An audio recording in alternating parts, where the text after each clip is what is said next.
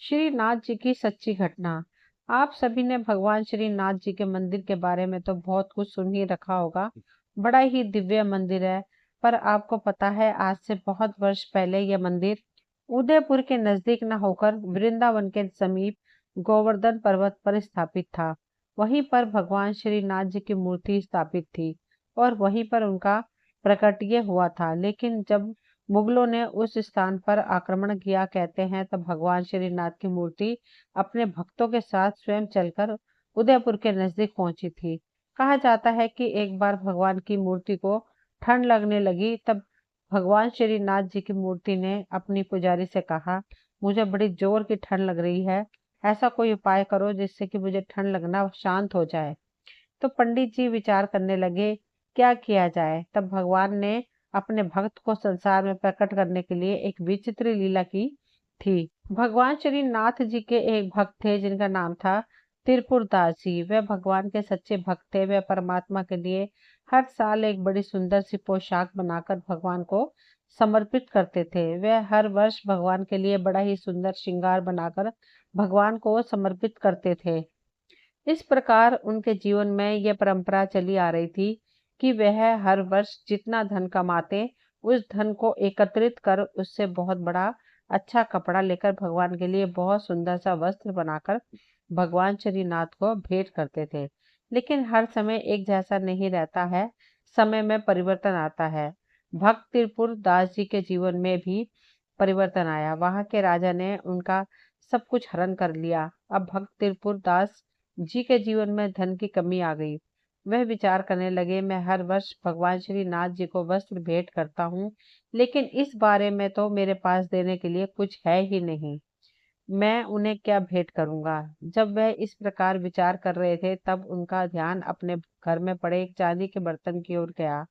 तब उन्होंने विचार किया, मैं इसे बेचकर भगवान के लिए बहुत सुंदर सा वस्त्र खरीदूंगा।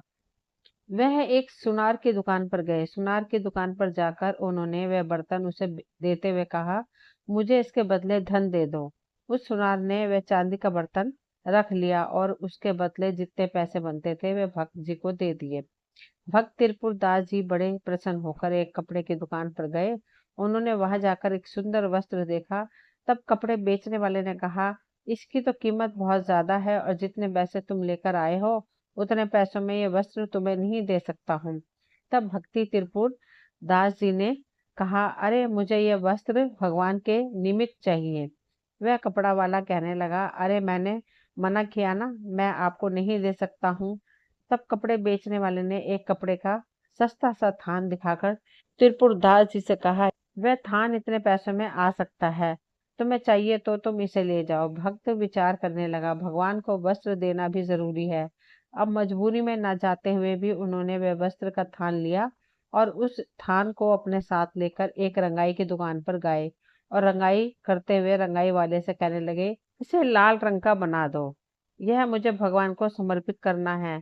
जब रंगाई करने वाले ने उसे लाल रंग का बना दिया, तब वह उसे अपने घर ले जाकर आए और अपने घर पर भगवान के समीप रखते हुए कहने लगे, हे नाथ, वैसे तो मैं हर वर्ष आपके लिए बहुत सुंदर वस्त्र बनाकर आपको भेंट करता था, लेकिन इस बार तो मेरा सारा धन यहाँ के राजा ने हरण कर लिया है। मेरे पास तो कुछ है ही नहीं, अब आप इसे ही स्वीकार करना।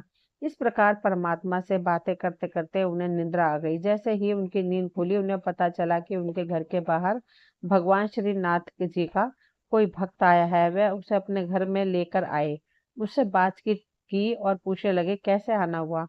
तो वह कहने लगा, मैं तो काम से आया था, सोचा आपसे मिलता चलूं और आज शाम को वापस लौट जाऊंगा। तब भक्त त्रिपुर दास जी ने उससे कहा, अगर मैं तुम्हें एक काम कहूँ तो क्या तुम मेरा एक काम करोगे। वह कहने लगा, अरे आप तो भक्तराज हो, आप जो कहोगे मैं करने को तैयार हूँ।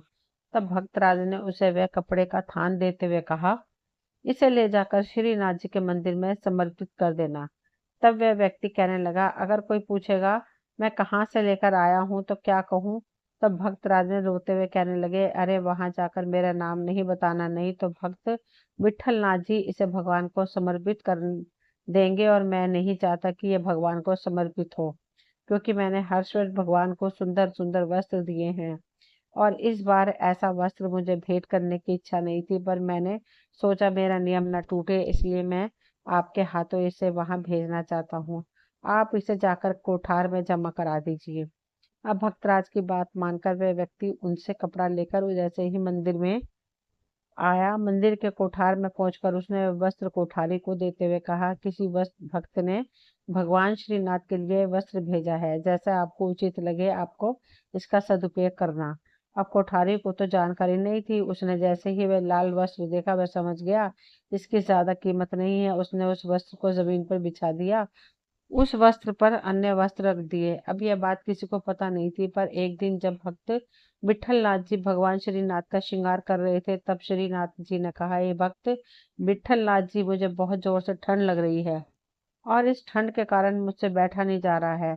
आप कोई ऐसा उपाय करो जिससे कि मेरी ठंड शांत हो जाए। तब भक्त विठलनाथ जी ने मूर्ति के समीप आग जला दी। तब भी भगवान की मूर्ति ने कहा, अभी भी मेरी ठंड शांत नहीं हुई है। तब भक्त विठलनाथ जी ने शहर से बहुत कीमती कीमती कपड़े गर्म मंगा लिए, पर गर्म कपड़े पहनने के बाद भी भगवान श्रीनाथ जी की ठंड शांत नहीं हुई। तब भक्त विठलनाथ जी ने पूछा, हे नाथ, आज आप कौन सी लीला कर रहे हैं? मुझे तो कुछ समझ नहीं आ रहा है। आप बताइए, ऐसा कौन सा प्रयास किया जाए जिससे आपकी ठंड शांत हो जाए। तब भगवान ने कहा, हे भक्तराज, मेरे एक भक्त ने कोठार में एक वस्त्र भेजा है। वह कोठारी ने उस वस्त्र को जमीन पर बिछा दिया है। वह वस्त्र जब मेरे ऊपर उड़ाया जाएगा तब मेरी ठंड शांत होगी। भक्त विठलनाथ जी ने जब मूर्ति की ये बात सुनी तो भागते हुए कोठार में आए और कोठार में आकर कोठारी से पूछा, क्या तुम्हें कुछ दिन पूर्व किसी भक्त का कोई वस्त्र प्राप्त हुआ है?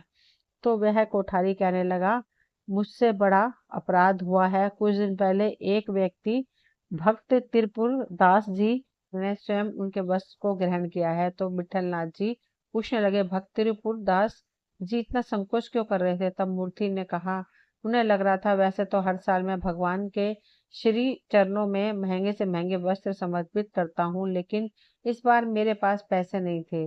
मैं उन्हें यह सादा वस्त्र किस प्रकार भेंट करूं? और विठलनाथ जी, तुम अभी का अभी जाकर भक्त त्रिपुरदास जी को मेरे पास लेकर आओ। भगवान का आदेश मानकर भक्त विठलनाथ जी त्रिपुरदास जी को भगवान श्रीनाथ के समीप लेकर आए। कहते हैं जैसे ही भक्त त्रिपुरदास जी भगवान के समीप पहुंचे, भगवान के गले में चढ़ी माला टूटकर जमीन पर गिर गई। त्रिपुरदास जी कहने लगे, हे नाथ, क्या मैं इतना अपराधी हूँ जो मुझे देखकर आपकी यह माला टूटकर नीचे गिर गई है? तब भगवान ने कहा, त्रिपुरदास, यह तुम्हारा कोई अपराध नहीं है। मैंने तो स्वयं प्रसन्न होकर यह माला तुम्हारे लिए भेंट की है। इस माला को तुम अपने शरीर पर धारण करो। तुम्हारे वस्त्र को मैंने अपने हृदय पर धारण किया है और मेरी माला को तुम अपने हृदय पर धारण करो।